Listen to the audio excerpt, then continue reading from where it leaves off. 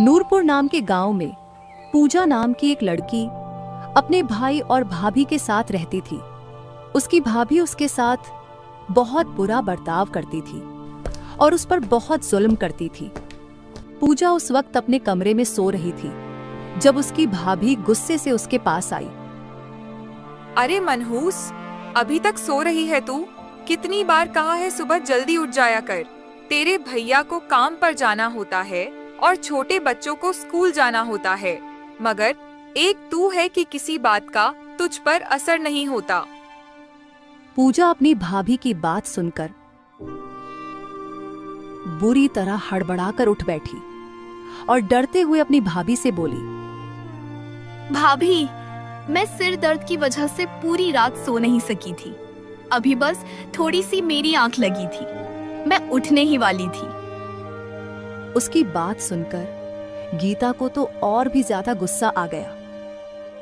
हाँ, तुम तो कहीं की महारानी हो। जो तुम्हें नींद से उठा दिया तो तुम्हारी शान में बेइज्जती हो गई। अरे उठती हो या मैं उतारूं जूती? मैं तुम्हारे भाई को बताती हूँ कि तू मेरी कोई बात नहीं मानती और कोई काम नहीं करती। गीता वापस जाने लगी, तभी पूजा जल्दी से उठकर खड़ी हो गई। अरे भाभी, अब गुस्सा क्यों कर रही हो? मैं रोज काम करती हूँ, आज भी काम कर लूंगी। आप जाकर बच्चों को तैयार करें, मैं अभी नाश्ता बनाती हूँ। फिर पूजा ने घर के सारे काम काज करने शुरू कर दिए। सबसे पहले पूजा ने आंगन में झाड़ू लगाया, फिर और भी बहुत सारे काम किए। आखिरी में नाश्ता बनाकर सब बच्चों को दिया, मगर जब वह खुद नाश्ता करने लगी तो गीता ने उसे मना कर दिया। अगर तुम कुछ देर भूखी रहोगी तो मर नहीं जाओगी। पहले घर की अच्छी तरह से सफाई करो। अगर कोई घर आ जाए तो क्या कहेगा कि इस घर की औरतें कितनी गंदी हैं। पहले घर की सफाई करो, उसके बाद तुम नाश्ता करना। पूजा की आंखों में आंसू आ गए थे। वह नाश्ता छोड़कर फिर से घर के काम काज करने लगी थी। फिर दोपहर का खाना उसे शाम को जाकर खाने का मौका मिला था। हे राम, मेरी क्या जिंदगी है। भाभी के जुल्म और कंजूसी की वजह से मेरा तो जीना हराम हो गया है। मैं तो पेट भरकर खाना भी नहीं खा सकती। भाभी तो मेरा एक एक निवाला गिनती है। तू कोई करिश्मा कर और मुझे भाभी के जुल्म से पीछा छुड़वा दे। पूजा दिन रात काम करती रहती, मगर फिर भी गीता का दिल उससे खुश नहीं होता था। उस दिन वह गांव की एक औरत के पास जाकर बैठी जो उसकी सहेली थी। आज बहुत दिनों बाद दोनों सहेलियां मिलकर बैठीं। सच बताऊं तो इस ननद ने मेरा जीना हराम किया हुआ है। इसे देखती हूँ तो मेरा खून खोलने लगता है। अरे, मेरे पति की कमाई पर सिर्फ मेरा और मेरे बच्चों का अधिकार है। मैं किसी और के ऊपर अपने पति की कमाई लुटते हुए नहीं देख सकती। गीता की बात सुनकर सहेली हंसते हुए बोली, अरे तो तुम अपनी ननद को किसी ठिकाने पर लगा दो, किसी के साथ शादी की बात चलाओ। तुम्हारे घर से वह खुद ही आफत निकल जाएगी। फिर तुम अपने पति और बच्चों के साथ खुश रहना। हाँ, कह तो तुम ठीक रही हो, मगर इस कलमुही के साथ अब कौन शादी करेगा? अरे शादी के लिए तो दहेज भी तैयार करना होता है।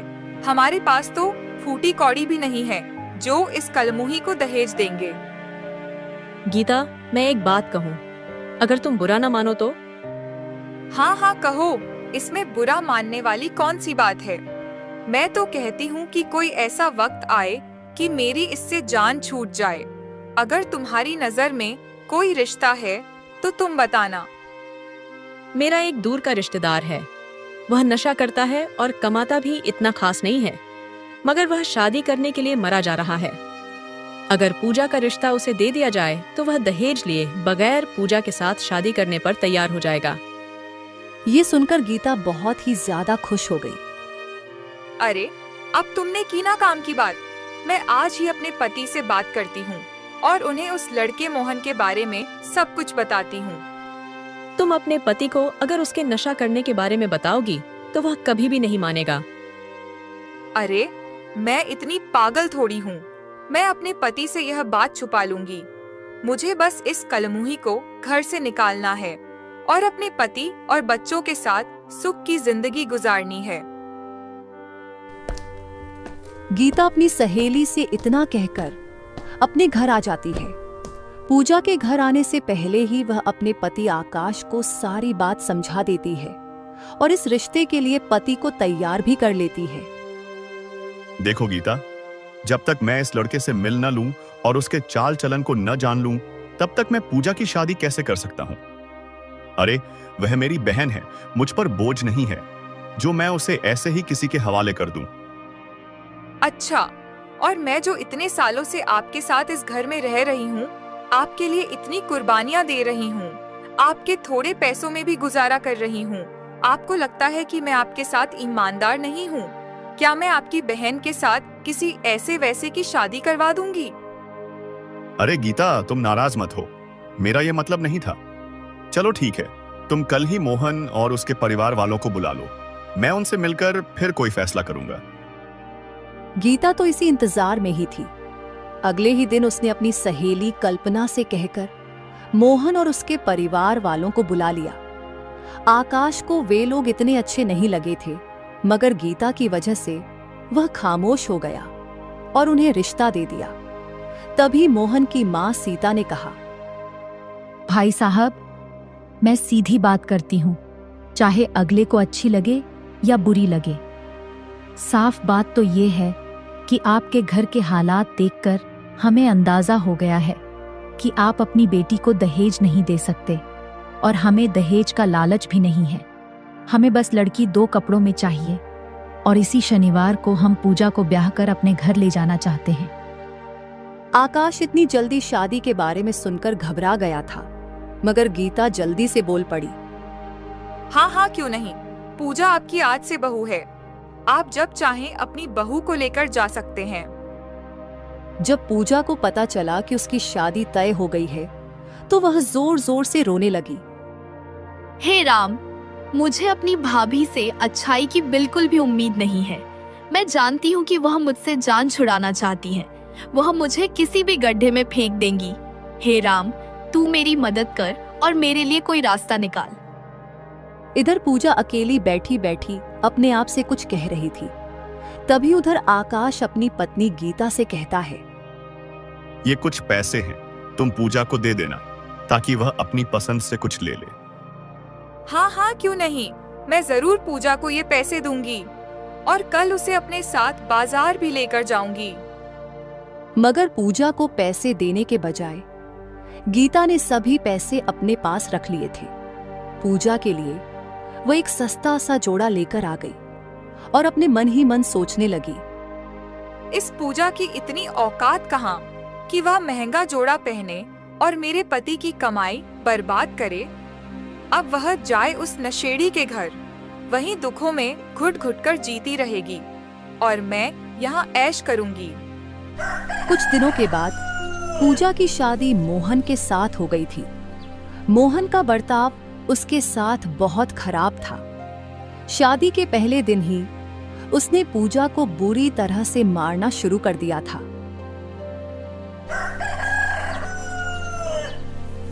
कमरे में आते ही पूजा से कहने लगा, पूजा, मुझे कुछ पैसे चाहिए। मैंने कल से नशा नहीं किया और माँ ने भी मुझे पैसे देने से इनकार कर दिया है। अगर तुम्हारे पास अब पैसे हैं तो तुम दे दो। पूजा जो दुल्हन बनी बैठी थी, अपने पति की पहली रात ऐसी बात सुनकर वह बुरी तरह घबरा गई। ये आप क्या कह रहे हैं? आप नशा करते हैं और यह बात आपने और आपकी माँ ने हमारे परिवार से छुपा ली। पूजा की बात पर मोहन जोर जोर से हंस पड़ा और हंसते हुए बोला, अरे तुम्हारी भाभी सब जानती हैं। सब जानते हुए भी उन्होंने तुम्हारी शादी मेरे साथ कर दी क्योंकि तुम उन पर बोझ थीं और वह तुम्हें अपने सिर से उतार फेंकना चाहती थीं। अब जल्दी से मुझे पैसे दे दो। एक काम करो, ये जो जेवरात पहने हैं वही दे दो ताकि मैं अपना नशा पूरा कर सकूं। जब पूजा ने उसकी बात मानने से इनकार किया तो मोहन ने उसे जोर जोर से थप्पड़ मारने शुरू कर दिए। पूजा जोर जोर से रोने लगी। आप मेरे ऊपर इतना अन्याय नहीं कर सकते। आप पहले दिन अपनी पत्नी के साथ ऐसा सुलूक कैसे कर सकते हैं? आप लोगों ने मुझे धोखा दिया है। मैं आपको कभी माफ नहीं करूंगी। मैं अपने भैया को सब बता दूंगी और वह मुझे यहाँ से ले जाएंगे। अब मोहन का यही काम बन गया था। वह हर दूसरे तीसरे दिन अपनी माँ से पैसे मांगता। माँ इनकार करती तो वह पूजा के पास आता और उसके इनकार करने पर उसे मारने लगता। शादी के 1 महीने बाद ही पूजा अपने घर वापस आ गई थी। शाम को जब वह घर पहुंची तो उसका भाई भी काम से घर आ गया था। अरे पूजा, कैसी हो तुम? और मोहन कहाँ है? वो तुम्हारे साथ नहीं आया? अपने भाई को आंखों के सामने देखकर पूजा उसके सीने से लग जाती है और जोर जोर से रोने लगती है। तभी एक कोने से गीता पूजा को देख लेती है और अपने मन में सोचने लगती है, अब ये कहाँ से आ गई? पता नहीं अब कौन सा नया ड्रामा इस लड़की ने रचाया है। कुछ भी करके मुझे इसे इस घर से निकालना होगा। पूजा ने रोते हुए सारी बात आकाश को बताई। यह सब सुनकर आकाश का खून खौलने लगा। गीता, क्या तुम यह बात जानती थी कि मोहन नशेड़ी है? वह कोई काम काज नहीं करता और अपना नशा पूरा करने के लिए घर वालों पर हाथ उठाता है। आकाश को जिंदगी में पहली बार गीता ने इतने गुस्से में देखा था। वह बुरी तरह घबरा गई थी। मुझे बिल्कुल अंदाजा नहीं था। अगर मैं जानती होती तो मैं पूजा की शादी क्यों उसके साथ करती? पूजा तो मेरी बहनों जैसी है। फिर आकाश मोहन के घर के लिए चल दिया और कुछ ही समय में उनके घर पहुंच गया। आकाश ने उनसे साफ कह दिया कि पूजा आज के बाद इस घर वापस नहीं आएगी। पूजा ने भी वापस जाने से इनकार कर दिया था और फिर वे दोनों एक दूसरे से अलग हो गए। लेकिन कुछ दिनों बाद पूजा दोबारा उसी घर में वापस आ गई। 1 महीने के भीतर ही उसके माथे पर तलाक का दाग लग गया था। हे राम, मेरी भी कैसी किस्मत लिखी है तूने। पहले अनाथ थी, अकेली थी और अब तो तलाकशुदा भी हो गई हूँ। ये लोग तो मेरा जीना हराम कर देंगे। लोगों के तानों और उनकी बातों का कैसे सामना करूंगी? वक्त गुजरने के साथ साथ पूजा की जिंदगी और भी तंग हो गई थी। मोहल्ले वाले भी उस पर बातें करते और उसकी भाभी ने तो उसका जीना हराम किया हुआ था। ये क्या, तुम सारा दिन रोती रहती हो, कमरे में बैठकर शोक मनाती रहती हो। तुम्हारी इस मनहूसियत ने मेरे घर की खुशियों को नजर लगा दी है। अरे, कितने दिनों से मेरे पति काम पर नहीं गए। यह सिर्फ तुम्हारी जलन की वजह से हुआ है। भाभी की ऐसी बातें सुनकर पूजा बुरी तरह घबरा जाती और वह जल्दी से घर के किसी काम में लग जाती। वह सारा दिन घर के कामों में ही लगी रहती, कपड़े धोती, बर्तन धोती और घर की सफाइयां करती। रात को खाना खाने लगी तो गीता ने उसके हाथ से निवाला छीन लिया। तुम्हें इस घर में हम लोगों ने खाने के लिए नहीं रखा हुआ। इस खाने पर सिर्फ मेरा और मेरे बच्चों का अधिकार है। मेरा पति इतनी मेहनत से कमाता है, इसलिए नहीं कि वह गैर लोगों पर उड़ाता रहे। मगर भाभी, मुझे बहुत भूख लगी है। मैंने सुबह से खाना नहीं खाया। आप जानती तो हैं कि मैं सारा दिन घर के कामों में लगी रही हूँ। हाँ, तो मुझ पर कोई एहसान नहीं किया। हमारे टुकड़ों पर पलती हो और मुझे ही आंखें दिखा रही हो। अरे, अगर मैं चाहूँ तो तुम्हें बालों से पकड़कर इस घर से बाहर निकाल सकती हूँ, मगर मुझे अपने पति का लिहाज है। उनके लिए मैं तुम्हें कुछ नहीं कहती। अगर तुम्हें इतनी भूख लगी है तो कल की यह रोटी खा लो और यह सब्जी भी। पूजा ने वह खाना देखा तो उस खाने से बदबू आ रही थी। भाभी, यह खाना तो बासी है, इसमें से बदबू आ रही है। मैं ये बासी खाना कैसे खाऊंगी? मैं तो बीमार पड़ जाऊंगी। तुम इतनी नाजुक नहीं हो जो एक दिन पुराना खाना खाकर बीमार पड़ जाओगी। अरे, तुम बहुत सख्त लड़की हो। हमें मारकर ही तुम मरोगी। गीता ने सारा ताजा खाना फ्रिज में रखकर उसे ताला लगा दिया था और पूजा के सामने कल का बासी खाना रखा था।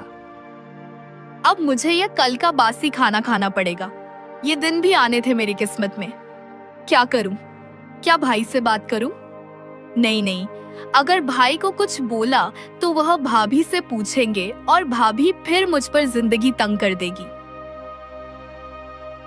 फिर पूजा वह बासी खाना खाकर सो गई।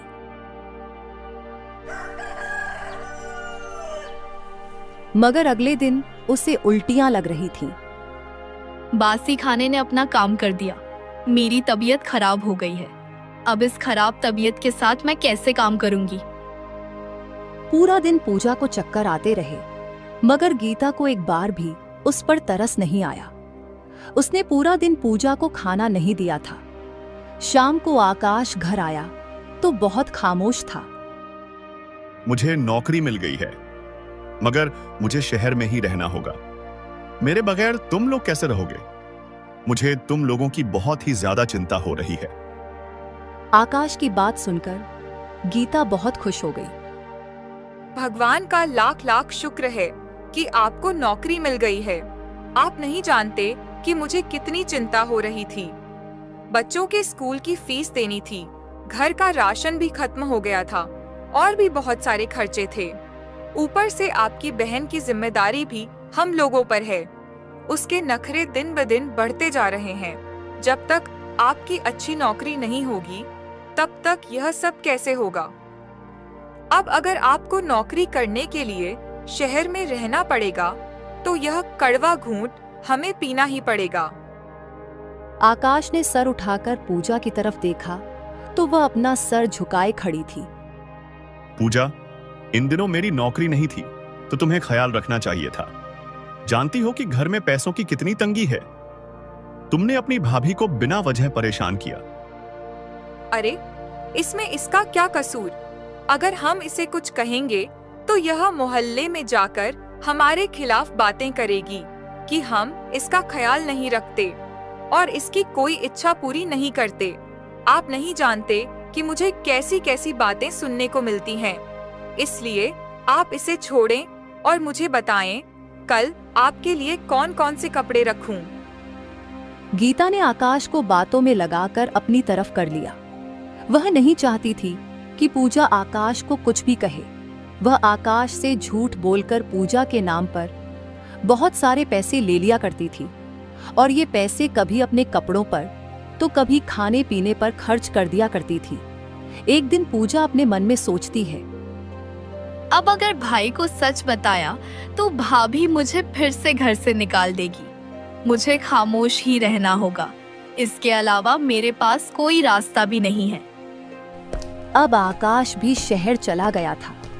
इधर पूजा की जिंदगी और भी तंग हो गई थी। गीता न उसे नए कपड़े लेकर देती और न ही अच्छा खाना खाने को देती थी। आज से तुम सिर्फ एक वक्त का खाना खाओगी।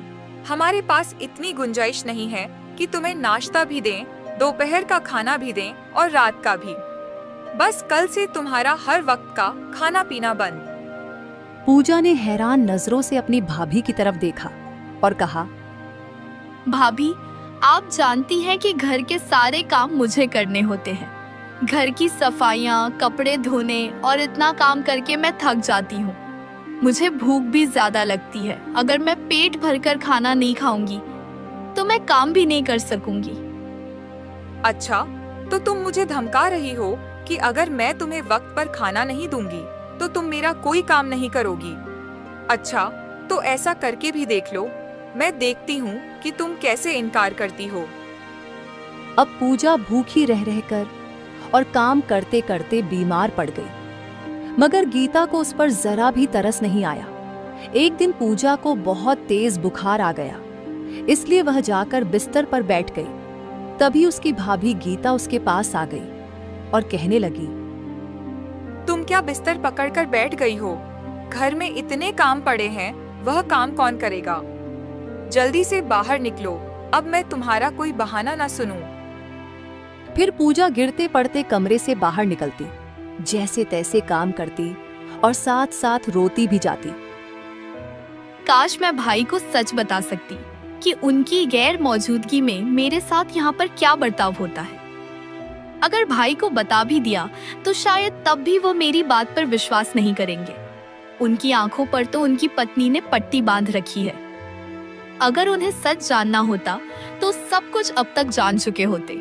शायद उन्होंने खुद ही सारी चीजों से आंखें बंद करके रखी हैं। वक्त यूं ही बीतता जा रहा था। आकाश घर आता, 2 दिन घर में रुकता।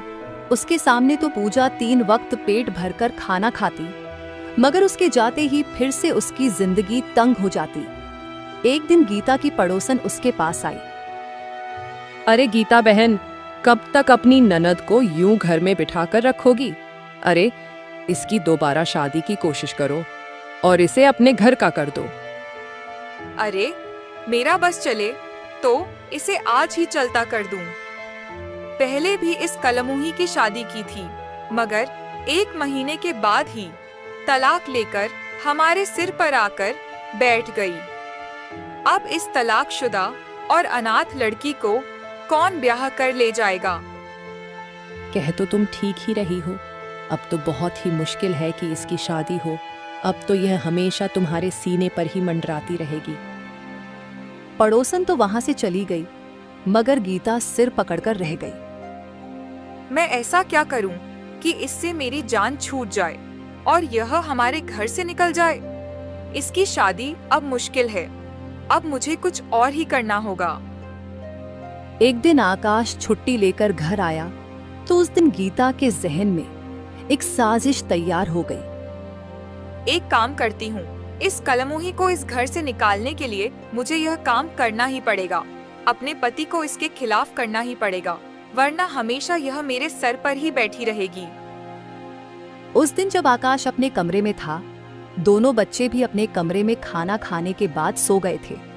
पूजा किचन में बर्तन धो रही थी। आधी रात हो चुकी थी। कोई एक बर्तन भी मुझे किचन में नजर नहीं आना चाहिए। अगर सुबह मुझे यहाँ पर बर्तन नजर आए तो मुझसे बुरा कोई नहीं होगा। भाभी, मैं बहुत थक गई हूँ। सुबह आपके उठने से पहले ही मैं सारा काम कर लूंगी। वैसे भी नाश्ता तो मैं खुद ही बनाती हूँ। अच्छा, तो तुम मुझ पर यह जता रही हो कि मैं कोई काम नहीं करती? अरे कल मुझे अपने पति के लिए अपने हाथों से नाश्ता तैयार करना है और कल किचन में एक भी गंदा बर्तन नजर नहीं आना चाहिए। आधी रात बीत चुकी थी। जब पूजा किचन साफ करके बाहर निकलने लगी तो गीता उससे कहने लगी, छत पर जाओ, वहाँ से नया कंबल लेकर नीचे आओ, मुझे ठंड लग रही है। इन लोगों का स्टोर ऊपर वाले पोर्शन पर था, जिसकी सीढ़ियां बाहर से गुजरकर छत पर जाती थी।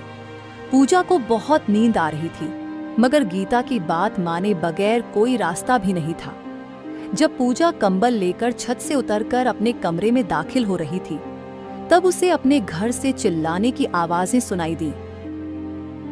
अरे, मेरे घर से ये चिल्लाने की आवाजें किसकी सुनाई दे रही हैं? पता नहीं क्या हो गया। भगवान सब खैर करे। जब वह घर आई तो उसकी भाभी ने बिना कुछ पूछे ही उसे मारना शुरू कर दिया। आप इससे पूछिए, यह कहाँ थी और क्या कर रही थी? मैंने अपनी आंखों से इसे एक लड़के के साथ गलत काम करते देखा, मगर मैंने आपको ऐसा कुछ भी नहीं बताया, क्योंकि आप समझते कि मैं आपकी बहन पर इल्जाम लगा रही हूँ। अरे, मैं इसके गुनाहों पर पर्दा डालती रही, इसकी कोई बात आपको नहीं बताती थी, मगर आज सब कुछ आपने अपनी आंखों से देख लिया है। अब मेरी बर्दाश्त भी खत्म हो गई है। पूजा फटी फटी आंखों से अपनी भाभी को देख रही थी। तभी उसके भाई ने भी उसके चेहरे पर जोरदार थप्पड़ मारा और कहा, मैं सोच भी नहीं सकता था कि तुम मेरे प्यार का यह सिला दोगी। अरे क्या नहीं किया मैंने तुम्हारे लिए? माता पिता के बाद तुम्हें माता पिता का प्यार दिया, तुम्हारे लिए सब कुछ किया जो तुम्हारे मुंह से निकला, और फिर भी तुमने यह किया? तुम्हें मेरी इज्जत की कोई परवाह नहीं? भैया, पहले मेरी बात सुने। मैंने ऐसा कुछ नहीं किया। अच्छा, अब हमारी आंखों में आंखें डालकर झूठ बोलोगी? पहले हमारी आंखों में धूल झोंक रही थी और अब हमारी आंखों देखी बात को झुठला रही हो। अब हम तुम्हें इस घर में नहीं रहने देंगे। पूजा ने बहुत विनती की, लेकिन आकाश और गीता ने एक न सुनी और दोनों ने मिलकर उसे घर से निकाल दिया। मैं कहाँ जाऊं? मैं क्या करूं? मैं किससे मदद मांगूं? हे राम, मेरी मदद कर। पूजा इधर उधर भटक रही थी। तभी उसे गांव की एक औरत मिली जो हमेशा लोगों की मदद किया करती थी। वह पूजा को अपने घर ले गई। मैंने कुछ भी नहीं किया। भाभी ने मेरे खिलाफ साजिश की है। मेरे भाई को मेरे खिलाफ कर दिया है। मैं जानती हूँ बेटी, तुम सच कह रही हो।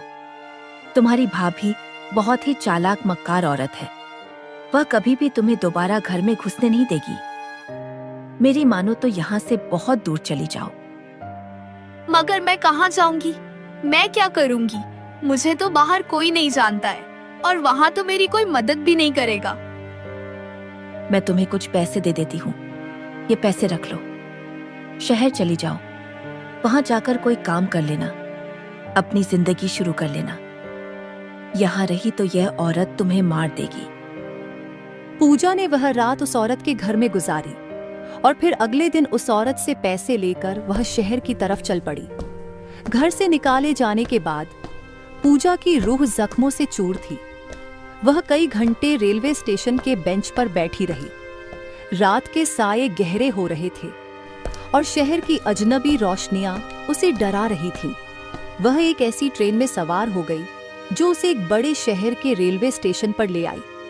वहां वह एक पार्क के बेंच पर बैठी रो रही थी। तभी एक बूढ़ी मगर इज्जतदार औरत कमला देवी उसके करीब आकर रुकी।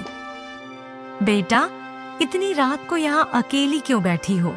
ये आंखें इतनी सूजी हुई क्यों है? क्या किसी ने कुछ कहा है?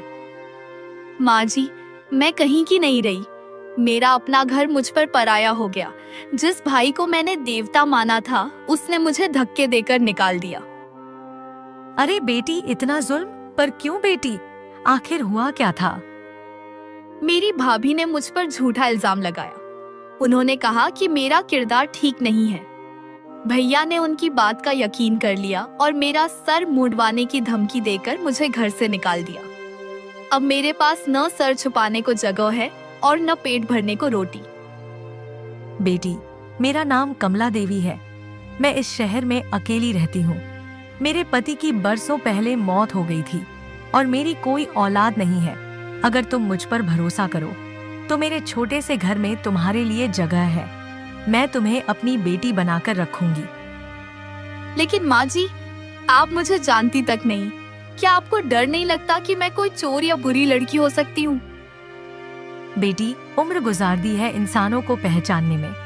तुम्हारी आंखों में जो दुख है, जो एहसास है, वह किसी गुनाहगार की आंखों में नहीं होता।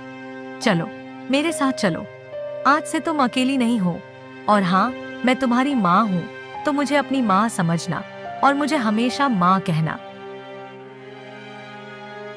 कमला देवी पूजा को अपने घर ले आई। वह एक छोटा सा लेकिन साफ सुथरा घर था। कमला देवी एक कपड़े की फैक्ट्री में काम करती थी।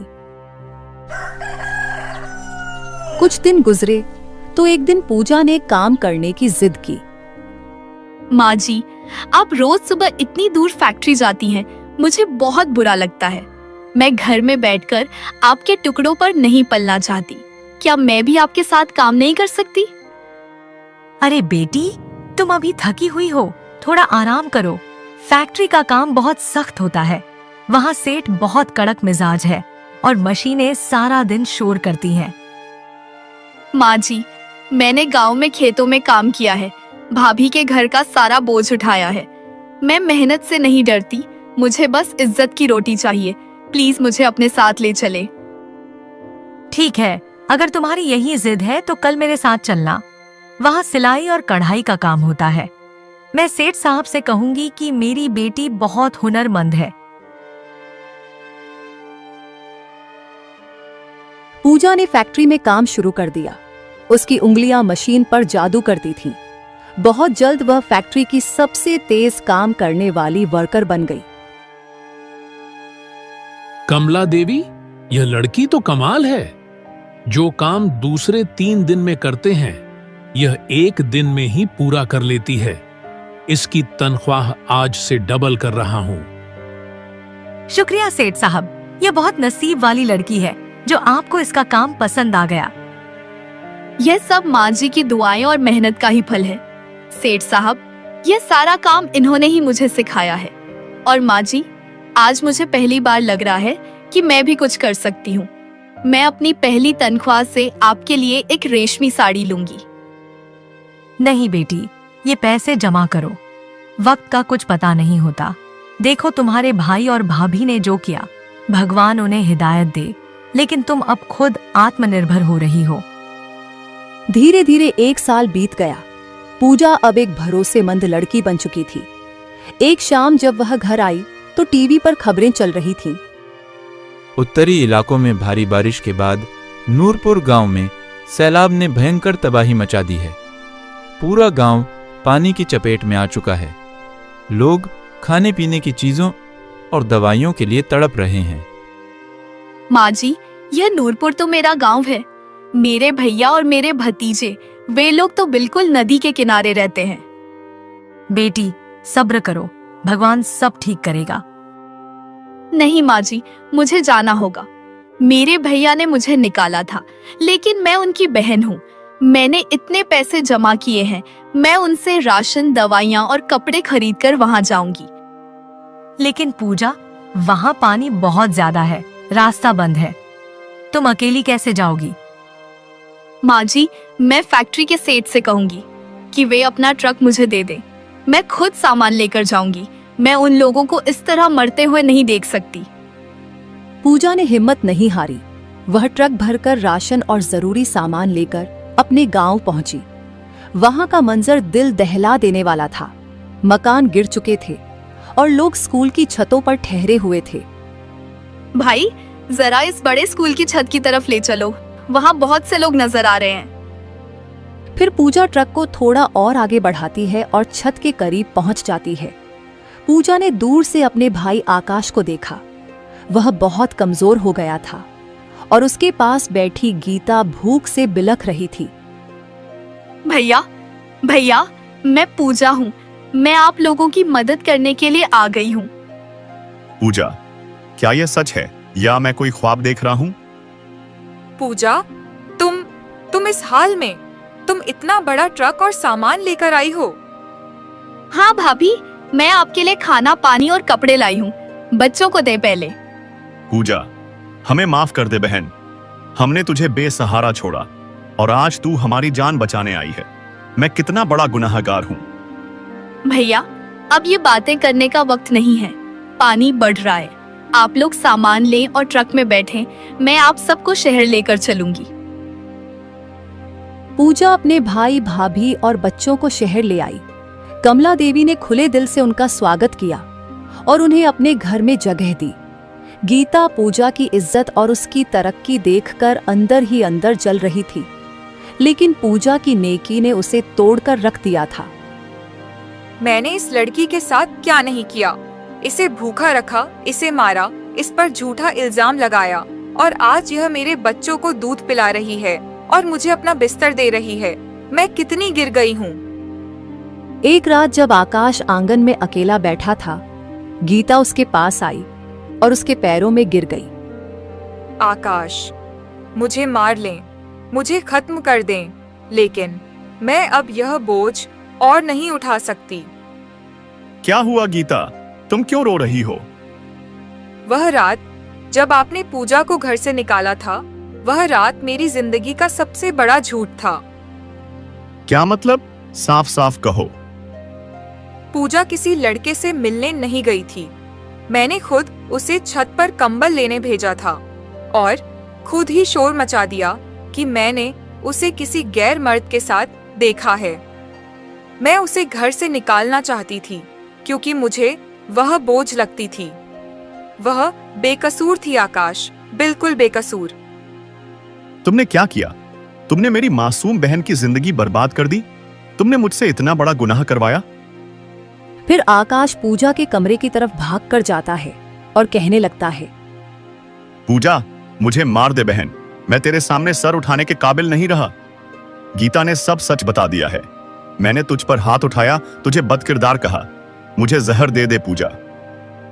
भैया, यह आप क्या कह रहे हैं? आप मेरे बड़े भैया हैं। जो हुआ सो हुआ। मैंने आपको उसी दिन माफ कर दिया था जिस दिन आपने मुझे घर से निकाला था। तभी वहां गीता भी आ जाती है और पूजा से कहने लगती है, पूजा, क्या तुम मुझे माफ कर पाओगी? मैंने तुम्हारी जिंदगी नरक बनाई। भाभी, अगर आज सैलाब न आता तो शायद आपको अपनी गलती का एहसास न होता। भगवान ने हमें दोबारा मिलाया है ताकि हम सब मिलकर रह सकें। मैं आपसे कोई शिकायत नहीं रखती। कुछ समय गुजरा। आकाश ने शहर में ही एक छोटी सी नौकरी शुरू कर दी। एक दिन कमला देवी ने आकाश को बुलाया। आकाश बेटा, पूजा अब जवान है और भगवान की कृपा से अब वह अपने पैरों पर खड़ी है। मेरी फैक्ट्री में एक बहुत नेक लड़का है, सूरज नाम है। वह पूजा के चरित्र और उसकी मेहनत से बहुत प्रभावित है। अगर तुम कहो तो मैं बात आगे बढ़ाऊं।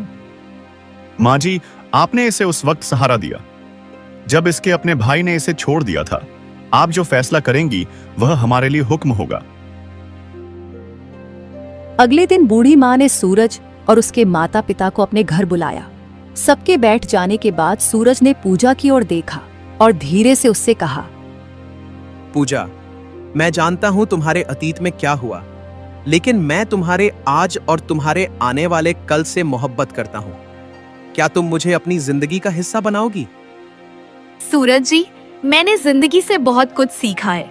अगर आप मेरे भाई और मेरी माँ जी को इज्जत देंगे तो मैं आपकी जिंदगी को जन्नत बना दूंगी। फिर पूजा की शादी बड़े धूमधाम से हुई। फैक्ट्री के सेठ ने भी बड़ी मदद की। गीता ने पूजा को अपने हाथों से दुल्हन बनाया। आज तुम कितनी प्यारी लग रही हो पूजा। काश मैंने पहले तुम्हारी कद्र की होती। भाभी, अब पुरानी बातें भूल जाएं। आज मैं बहुत खुश हूँ। पूजा, यह भाई हमेशा तेरे पीछे खड़ा रहेगा। कभी भी कोई तकलीफ हो तो याद रखना, तेरा भैया अभी जिंदा है। पूजा अपने पति सूरज के साथ एक नई जिंदगी शुरू करने के लिए रवाना हुई। उसने न सिर्फ अपने भाई का घर बचाया बल्कि अपनी नेकी से अपनी दुश्मन का दिल भी जीत लिया। पूजा की कहानी हर उस लड़की के लिए एक मिसाल थी जो मुश्किल हालात में हिम्मत नहीं हारती और अपने किरदार की सच्चाई से दुनिया को झुका देती है। ए भगवान, तेरा शुक्र है कि तूने मुझे हर इम्तिहान में कामयाब किया और मेरे अपनों को मुझसे दोबारा मिला दिया। गाड़ी धीरे धीरे वहां से चली गई और पीछे खड़ा आकाश और गीता उसे उस वक्त तक देखते रहे जब तक वह नजरों से ओझल नहीं हो गई। अब उनके दिलों में पूजा के लिए नफरत नहीं बल्कि बहुत ज्यादा सम्मान और मोहब्बत थी।